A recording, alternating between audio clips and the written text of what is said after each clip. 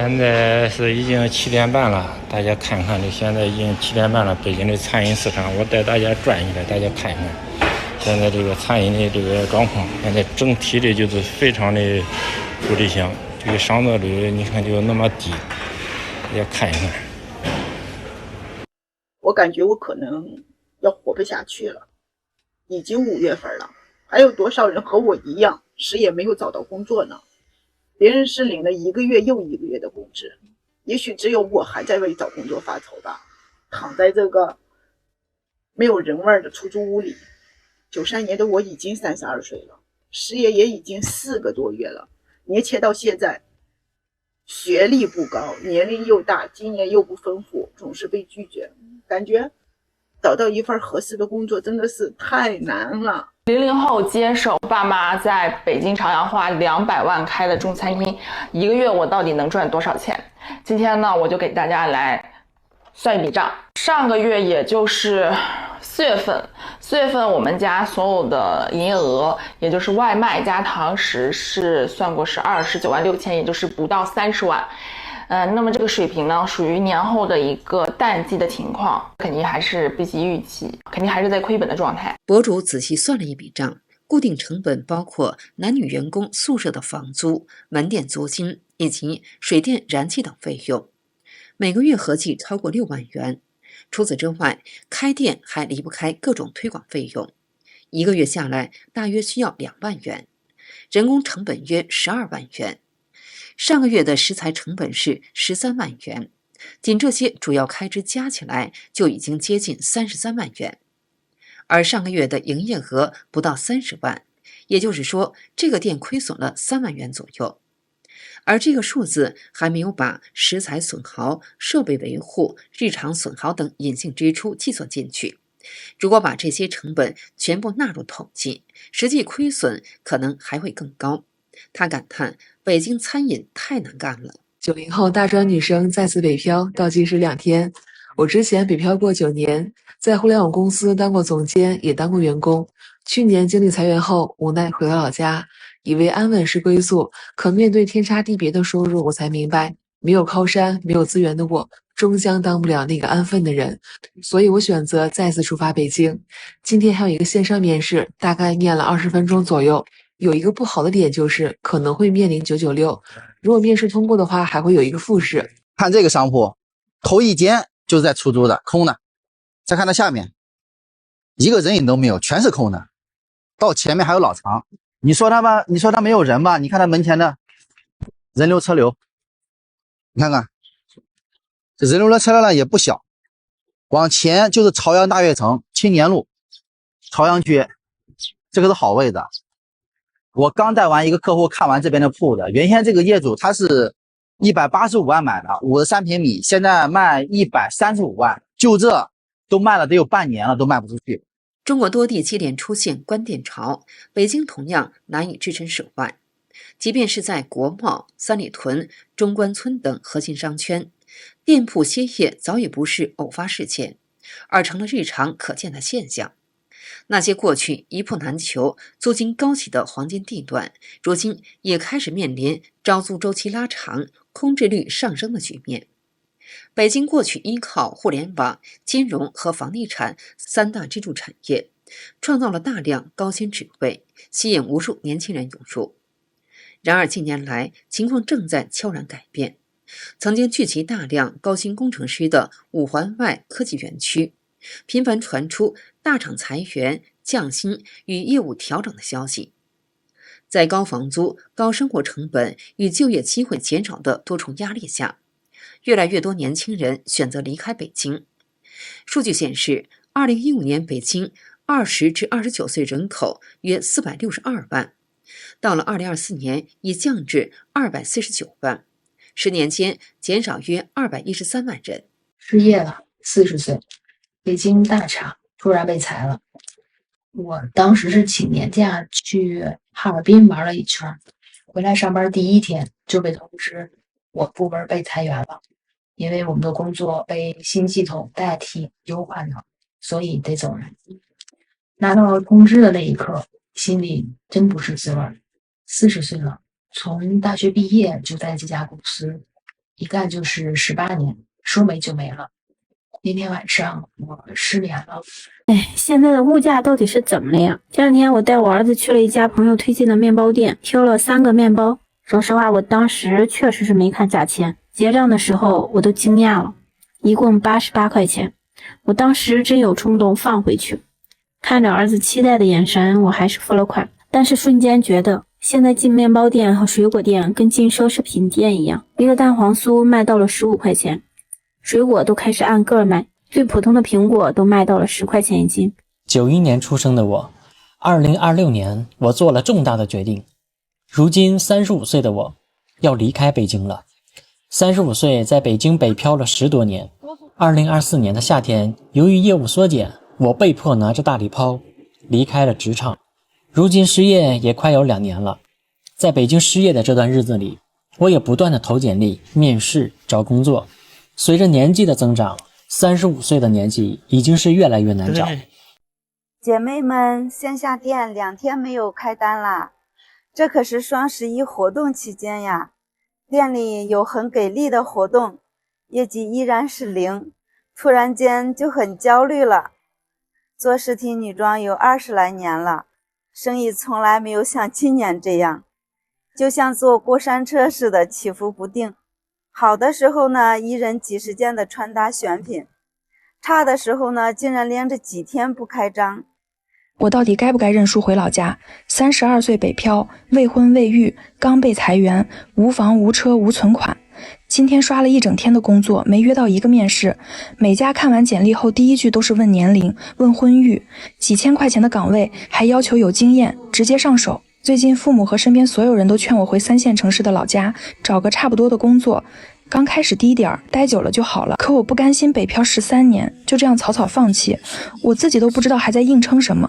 我現在在北京的南站，你看人吧多，人流非常好，那麼旺的地段，我們倒過來看，那個是賣北京點心的，這一個原來是一個小超市，也關門了，關了很長時間了。我們悄咪咪的進背後的咖啡店，看看有沒有人在裡邊喝咖啡，如果有的話，喝咖啡的人多不多，進去瞧一下。中午1點鐘，咖啡店裡只有1個人，肯定想喝咖啡呀，但是買不起呀。32歲，未婚未育，北漂13年，被字節裁員後整整失業1個月。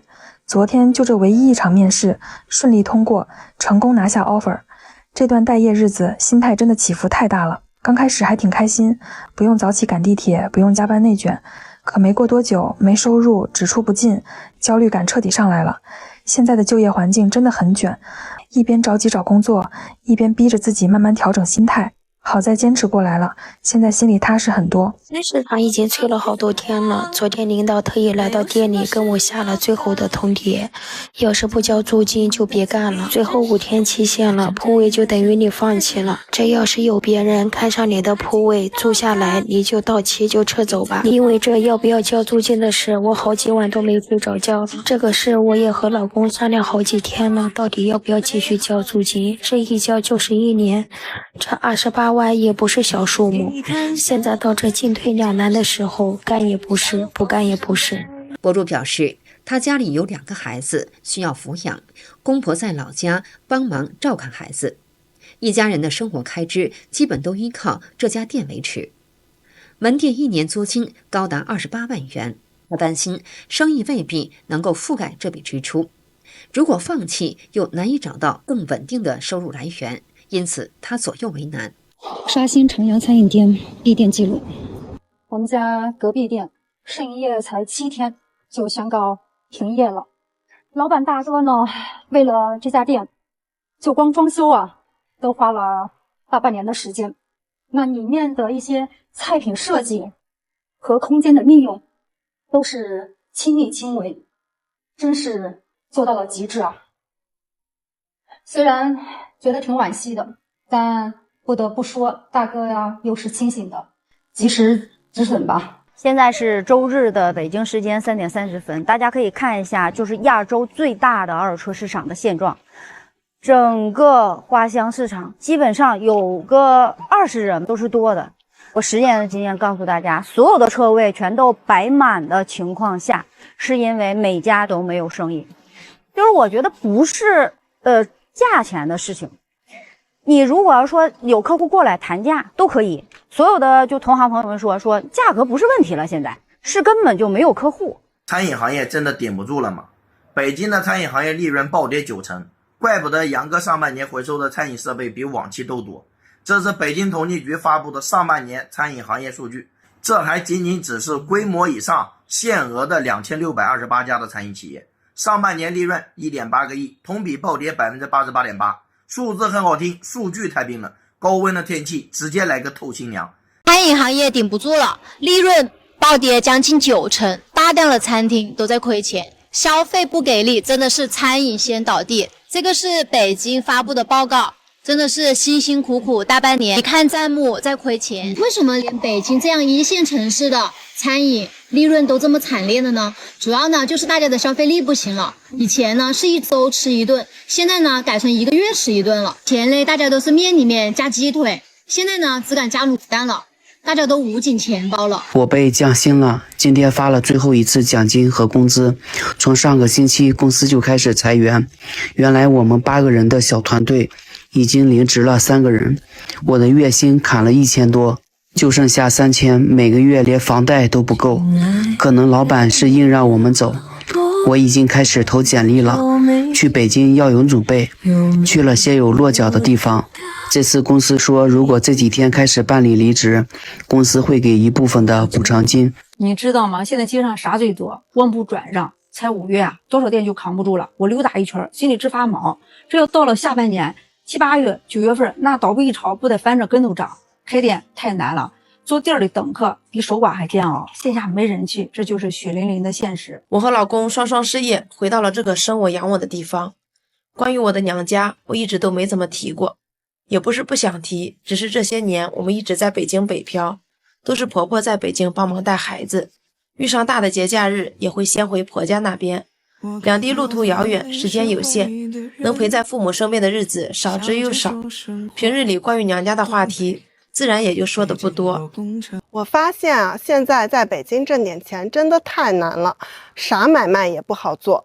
我朋友前2天專門掏了15000學費去做小點心，花了3000多，買了一個3輪，1000多焊了一個架子，亂七八糟下來，連原材料一共花了得有小3萬了。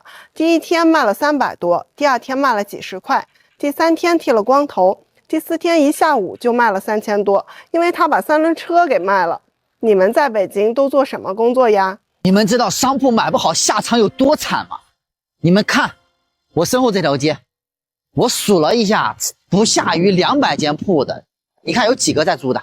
這邊當年隨隨便便一間鋪的就得30-400萬，就這種1層的，這下面的話也得200-300萬。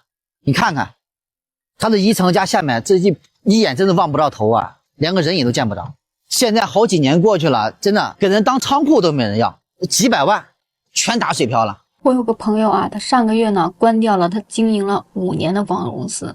他說呢，這不是失敗，而是及時止損。說現在啊，創業真的太難了。我不是在北京做貸款的嗎？最近呢，有個客戶是做餐飲的，這個老闆呢更慘，說剛花了80多萬裝的修啊，說開業呢就遇到了消費低迷，說現在每天的流水呢還不夠付工資的呢。現在最慘的根本不是朝9晚5的打工人，是那些守着幾十平的小店，被生活按在地上反覆摩擦的老闆啊。你以為自己當老闆就自由了？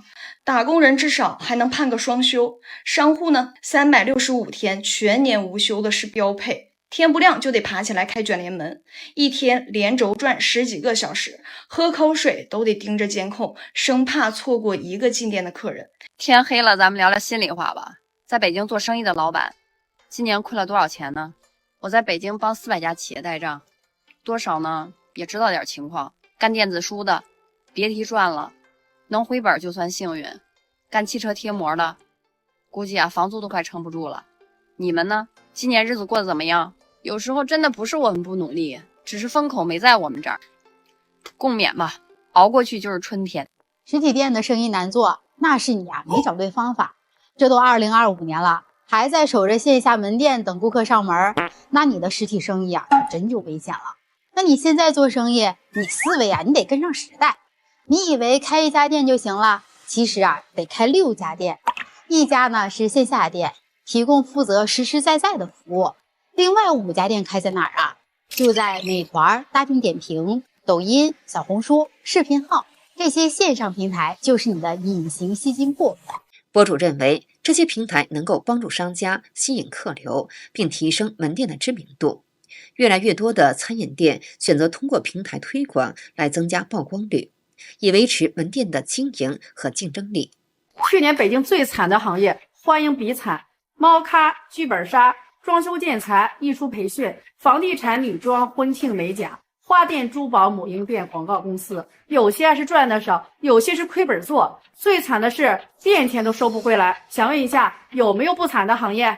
好的，今天就跟大家聊到這裡，請記得點讚、訂閱、留言，並分享給您的朋友。感謝您的支持，我們下期節目再見。